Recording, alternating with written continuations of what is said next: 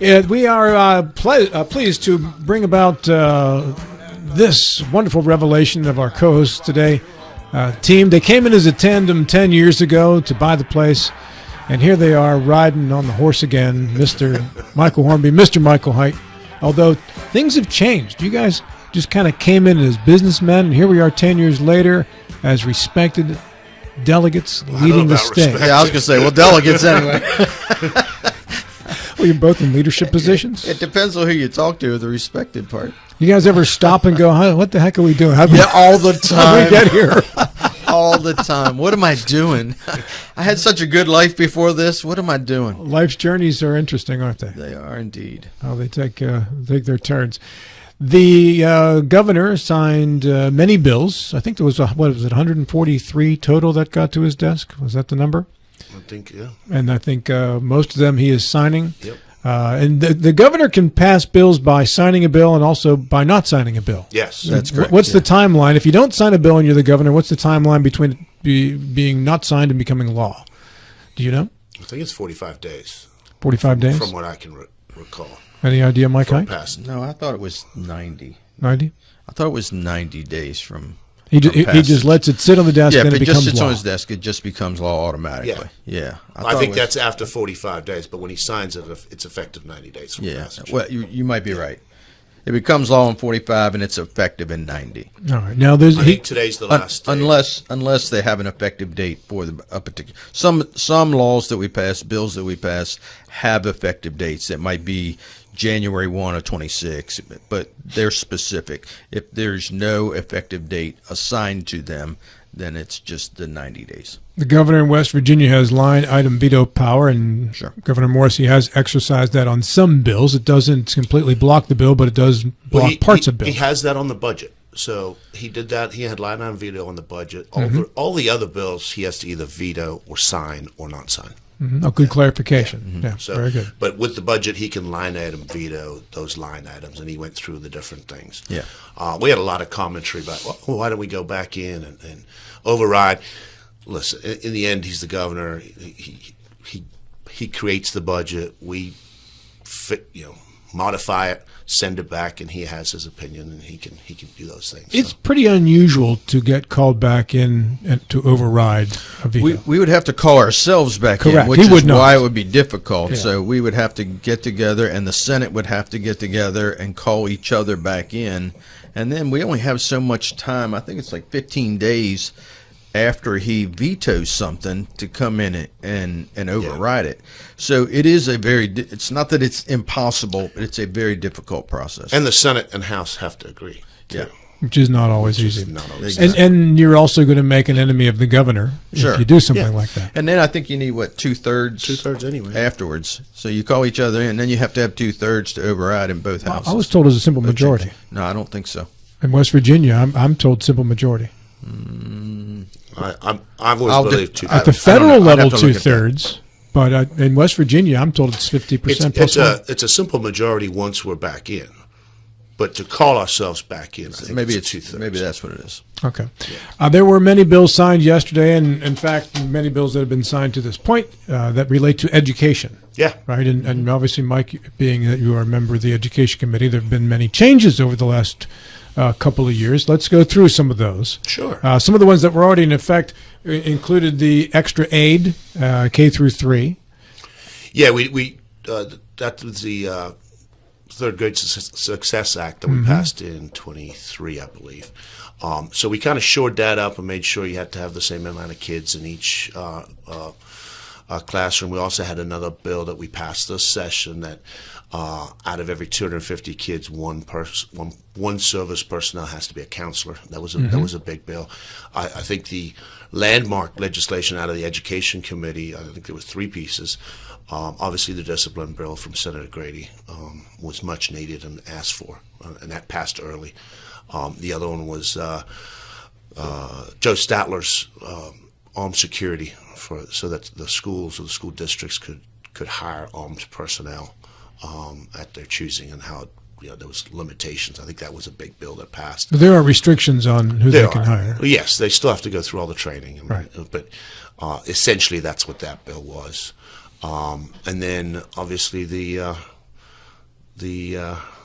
Oversight. Not oversight, just reporting to rulemaking review or LOCIA and having the legislator work with the Department let's of talk Education. about this bill because, first off, I think it's a good bill. I know many people have written commentaries, and there's been a lot of accusations of a power grab by the legislature over what was supposed to be an independent state board of education. But in this particular case, considering where West Virginia's rankings are and the fact that everybody, when asked about education, points to somebody else and says, I don't have the power to do this because of that. Right. This cuts out some of those excuses. Well, it puts the Department of Education in the same category as every other agency.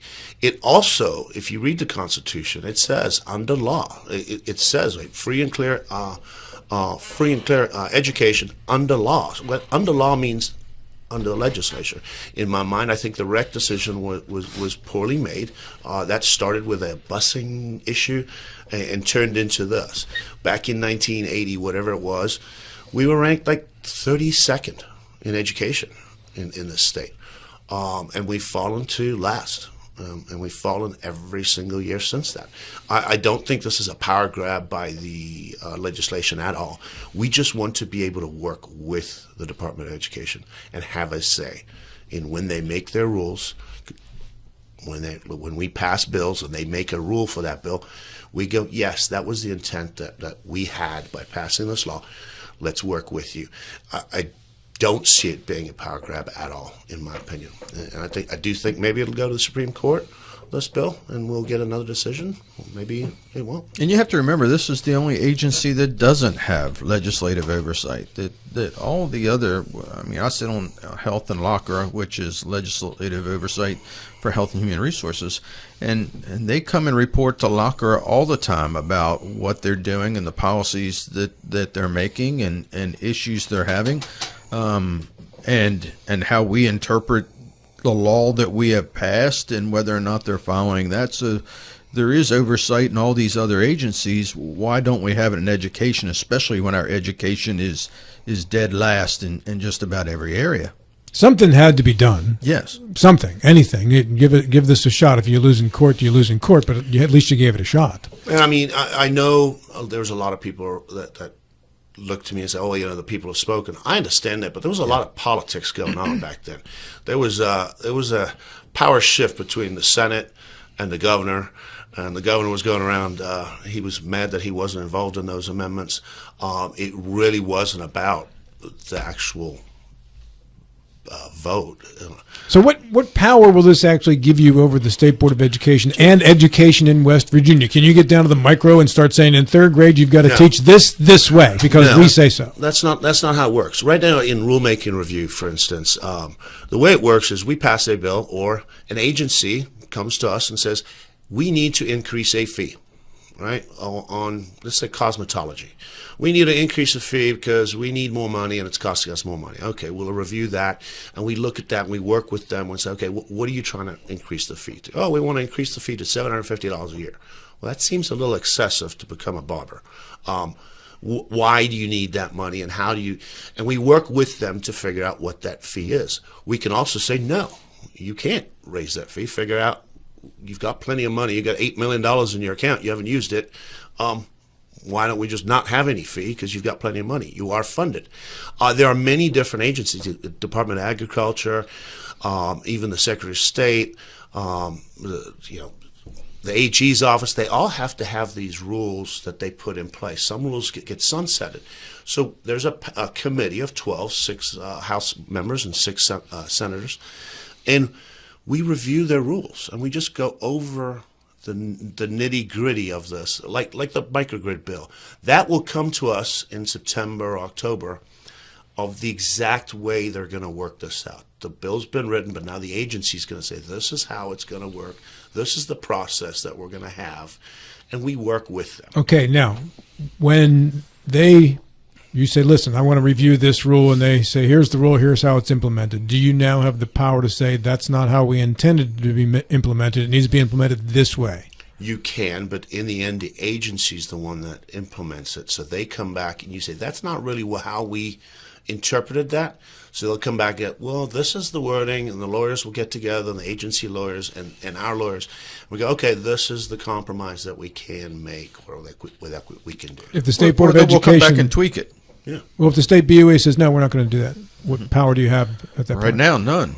Right now, we have no say whatsoever. And if once this bill goes into effect, what would your power be then? We would be able to work with them. So, for instance, Because you make them do something is my question. for instance, I'll give you the Third Grade Success Act. What happened is we funded aides for first, second, third grade. So what some school boards did on a county level is, or at a school level for that matter, they said, okay, well, if we put an aide in this classroom and we made the other classroom 12 people, one classroom 25, one classroom 12, we don't have to put an aide in there, even though they're being funded. So we had to come back this year and pass another law to say you have to have equal class sizes for these aides. Well, if we'd just been able to work with them and say, listen, we meant one aide in every classroom. It doesn't matter if they're two classrooms of 12 each or one classroom of 25. What the legislature meant and funded was one aide in every classroom. And this is why you fixed the guidance counselor bill this year, correct? And this is why we had to fix the counselor on. Instead of us chasing every single year with these laws and bills trying to chase problems, now we can actually work with the Department of Education over the course of a year and say, listen, this is not really what we intended. Here's how we can fix this. Because I think working with an agency is far better than working against an agency. And we really don't have any authority over top of these agencies. You have to realize that all of the agencies, with the exception of education, fall under the executive branch. So a lot of times we're working with the governor's office or the secretaries that are under his purview to right what we think is in error. So when it comes to education, we don't have that because they don't fall under the executive branch either. That's why a lot of people refer to it as the fourth branch of government, because they don't fall under anybody's purview, like all the other agencies within the state, which just seems really weird why our Constitution was written the way it was, that nobody oversees education and they sort of run things however they want. And I think they don't answer to the people at all. That's the mistake the RIC decision made, was our Constitution does say that we have oversight. And if you read just one paragraph, you can maybe think that, but if you read the paragraph before, it certainly does say that we have oversight. Sure. Yeah. But when I say that the Constitution, I wonder why they didn't put that particular department underneath the executive branch like they did with all the other departments within the state. It just seems odd that they separated that one out. Did you get feedback from any state BOE members or the state superintendent? I certainly talk to the state superintendent a lot while I'm down there. I get along with Michelle really well. Blatt. Michelle Blatt, yeah. I think she's doing a great job. They have a lot of people have opinions on this. I just think we need to try. The Senate's Education Chair, Amy Grady, was against this bill, was she not? Because she felt the amendments, the people spoke regarding the amendments and they voted no. She said she was personally in favor of it as a legislative tool, but because the people said no during the vote for the amendments, she was a no on the bill. Senators and delegates. There were a few of them that had that same attitude. Yeah. There are some other education bills that you passed as well. As a matter of fact, I think I counted about 10 to 12 in the ones that you sent as a list for. Mike, what do you regard as the next biggest mover?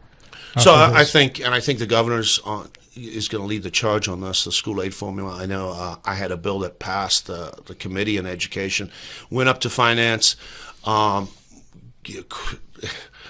Unfortunately, a lot of the education bills go to finance, and that's where they die, because education does cost money. So we adjusted the school aid formula to increase the amount of service personnel in the school aid formula. And when I say service personnel, it's really for the special needs. The schools are really, really complaining. They're getting hammered by the special needs costs.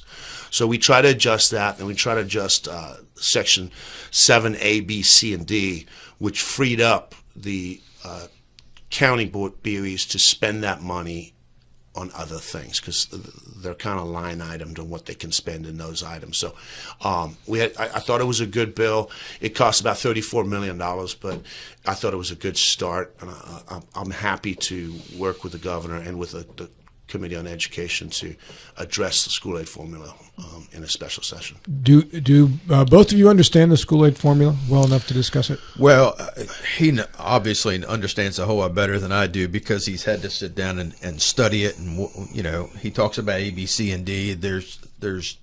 It's very, very complicated to understand and how it's formulated. What's it designed to do, Mike?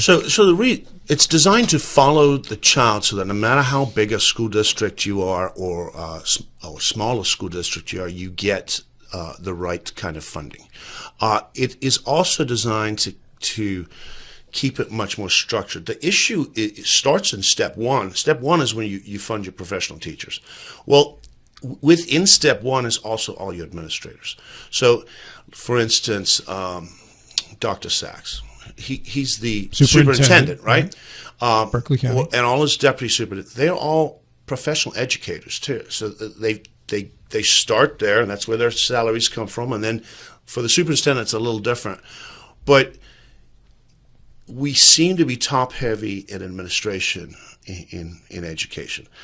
But based on the formula is how that's working, is because you go through, let's say, 15 years of teaching. You've now got a bachelor's degree, you've got a master's degree. Your salary is set in stone. Mm-hmm. There's no, hey, you're a good teacher, I'm going to give you a little more. It's set in stone. Then you become an administrator, you go up another level. And it just keeps going up and up and up. So if you're a good teacher, good administrator, and now you go up into the administration building, it can get very bloated. It doesn't address the differences in teachers. It's a little too rigid, and it doesn't give the flexibility that we need. I think it's the only way that we can do it. It also penalizes you for generating local revenue too, does it not? It can, yeah. Especially if you have an excess levy or a levy, you get less. Is that per teacher the right thing to do? Unfortunately, that was back in the 1980 whatever rule, was to keep. They didn't want any teacher making 15% more than any other teacher in another part of the state. So while we have the flexibility to pay our teachers more, give them a stipend in Berkeley County, we can't. Or you look at some of these oil and gas counties. They still can't pay their teachers $100,000 if they wanted to, because another teacher who's the same qualifications, it has to be within 15%. So they have excess money in some of these gas, and they don't take any money from the state. And we have a real possibility at Berkeley County could lose all of their school aid formula because if our real estate taxes go up, like if we start generating that much, then we'll just have to be self-sufficient. And this was Jason Barrett's point on the data centers? Very much so. Yeah. So, but if you lose the school aid formula money, but you're getting it from the data centers, it's still a dollar's a dollar no matter who it comes from, correct? A dollar's a dollar, but surely if Berkeley's generating more money from their own taxes for their own people, they should be able to use that money for however they see fit. And why should they? But they can't because of the 15% difference in salary cap. They can to a certain point. So you can, but you've got to really be careful. So it is complicated, but when you sit down, you go over it step by step by step by step. It's the only thing that it's too complicated. I keep telling him you need to wipe it all out. It's like a house of cards. Tear it down, and start building again. He says, "No, we can't do that." I said, "No, we can. Just start over. It's horrible."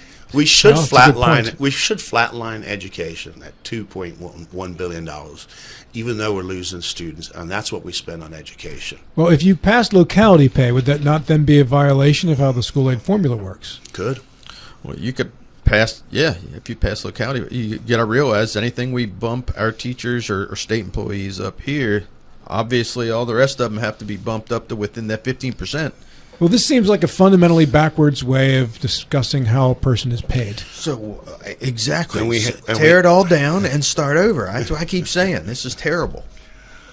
It's the way our Constitution is worded, and it's in code the way it's done. We do need a comprehensive reform. Are there any other states that are constrained by similar language? I don't know. We're one of the few. Yeah. We're looking at other states and working with other states to try and look at that, but it's going to take a big lift to do that. Now there are other counties that do pay their teachers more money from within their county. Marshall County, for one, I think they give each teacher like a $15,000 bump in Marshall County. How do they get away with that? Well, they do it all through their severance. So we have a delegate, Stevens, I believe, that is a teacher from Marshall County. He says they get a $15,000 bump, and severance pays for it. It's and Berkeley has we pay extra here. We pay extra, and we have a housing allowance on top of that too. So we do it through a levy. We do. So you can violate the 15% difference, or you can't? I'm confused. Well, I mean, 15,000 is not a lot. Well, that's bigger than 15%, though. Well, but that means they don't get any state. You'd have to be making $100,000 $100,000 a year for $15,000 to be 15% of something, and there aren't any teachers in West Virginia making $100,000 a year. I don't know if it's 15,000. I think that's what he told me. But that affects. They don't get any state aid formula either.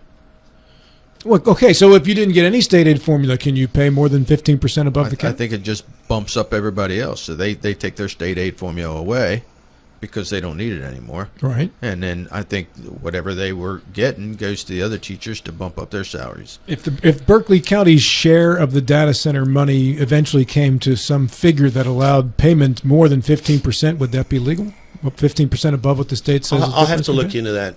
I haven't looked into the counties that have that pay for their own. I know they have a lot of leeway in what they can do. We scratched the surface on something here. Yeah.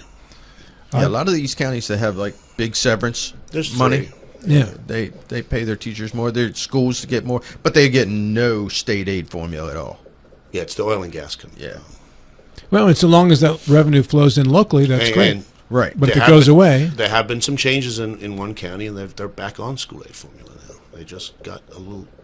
So it depends. All right, and expansion of the Hope Scholarship. Where are we with that? We didn't. We did not do anything in this. Still status quo. Still status quo. I know it is. It's going to go up to about $31 million this year, but it all depends on next year's enrollment numbers. And Mike, out of health this term, biggest thing to come out.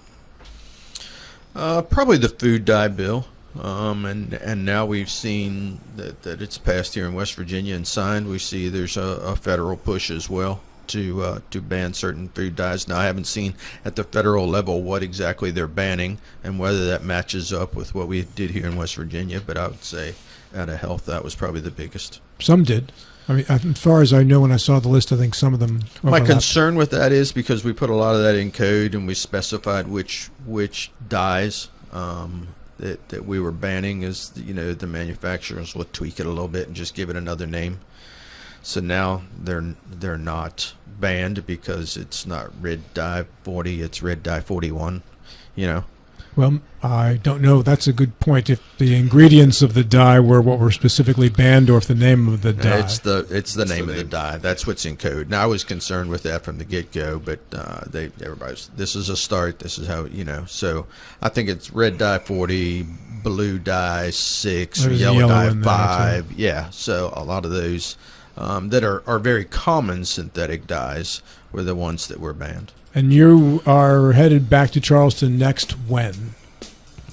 Well, June we are supposed to won't go be to back Stonewall, so it would August. be August. Yeah, August. All right. So, but in June you get together again at Stonewall. Yeah. Or that's an interim, not a. That's correct. Yeah. And is there a chance that Governor Morrissey could make that a special? No, it has to. Special session has to be in Charleston. Yeah, that's true. Yeah.